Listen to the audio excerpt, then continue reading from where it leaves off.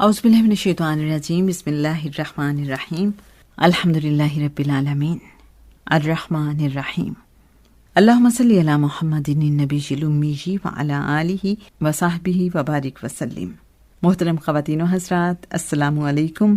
حال سفر از فرش تا عرش، ایک ایسی کتاب جو کریم آقا صلی اللہ علیہ وآلہ وسلم کے حکم مبارک پر لکھنے کی سعادت حاصل کی جناب حضرت پاک حسین کمال رحمۃ اللہ علیہ نے۔ ہم بالکل اس کے لاسٹ چیپٹرز آج کل آپ کے ساتھ شیئر کر رہے ہیں۔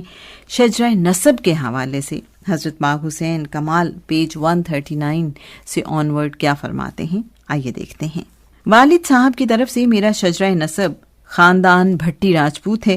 غلام فرید بھٹی سیالکوٹ سے بھکر تک دریائے جہلم و راوی کے درمیانی علاقے کے خود مختار والی تھے۔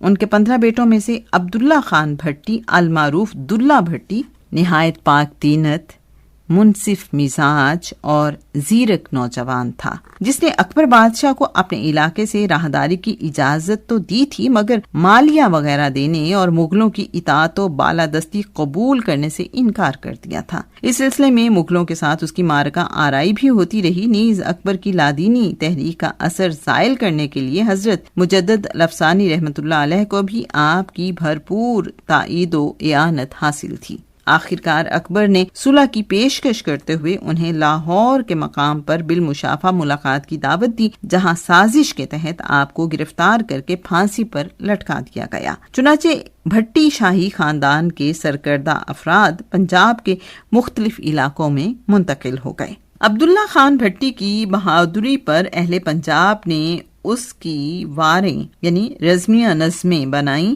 اور لوک گیتوں میں اس کی جواں مردی کے گیت گائے جانے لگے۔ اس عظیم ہیرو کے بھائی ہدایت خان کے بیٹے حضرت شرف دین پنڈی بھٹیاں سے پنوال متصل چکوال سکونت پذیر ہوئے اور انہی حضرت کی اولاد ہونے کا ہمیں شرف حاصل ہے۔ لوک ورثہ اسلام آباد کی مرتب کردہ کتاب لوک پنجاب میں مرتب مظہر الاسلام نے پنڈی بھٹیاں کے شجرہ خان جلو مراسی کی زبانی دلے کی واریں سے یہ بند درج کیا ہے۔ دلے کا بھائی بلول یعنی بلاول اکبر کو مخاطب کر کے کہتا ہے، دلہ سلار تے بھائی میں آپ بلولاں تے جد کی چک دلائی پڑ نہیں ہاریا، گھر اساڈے بادشاہی مٹھ قدیم دی، کر دلے نال صفائی جے بیڑا ہی تختے۔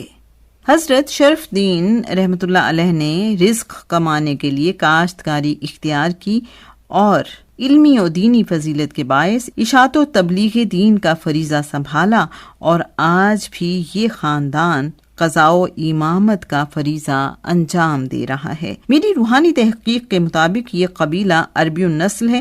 اس کے بارے میں حضرت سلیمان علیہ السلام نے مجھے روحانی طور پر فرمایا، میری 5ویں پشت میں حضرت واسع علیہ السلام منصب نبوت پر فائز کر کے ارض پنجاب میں بھیجے گئے، تم انہی کی اولاد سے ہو، جنات پر تمہیں یہ زبردست تصرف مجھ سے نسبت کی وجہ سے حاصل ہوا ہے۔ الحمدللہ۔ حضرت واسع علیہ السلام سے رابطہ قائم کرنے اور روحانی نسبت بھی حاصل کرنے کا شرف حاصل ہوا۔ یوں دیکھا جائے تو میرے شجرے کا ایک سرا حضرت اسماعیل علیہ السلام اور دوسرا حضرت اسحاق علیہ السلام سے ملتا ہوا حضرت ابراہیم خلیل اللہ پر منتج ہوتا ہے۔ سامعین محترم، یہ تھا شجرہ نسب جناب حضرت پاک حسین کمال رحمۃ اللہ علیہ کا، جو فائنلی حضرت ابراہیم علیہ السلام سے جا کر مل جاتا ہے۔ پیج 141 پر پورے شجرہ نسب کو ڈیفرنٹ برانچز کے ساتھ بیان کیا گیا ہے۔ اگر آپ اس کو دیکھنا چاہیں تو جناب آپ کتاب حال سفر کا مطالعہ کیجیے، اس کے پیج 141 پر آپ کو مکمل شجرہ نسب مل جائے گا۔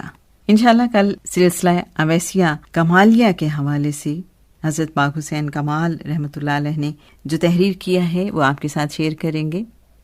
کل تک کے لیے اجازت۔ اللہم صلی علی محمد النبی الامی وعلی آلہ وصحبہ وبارک وسلم۔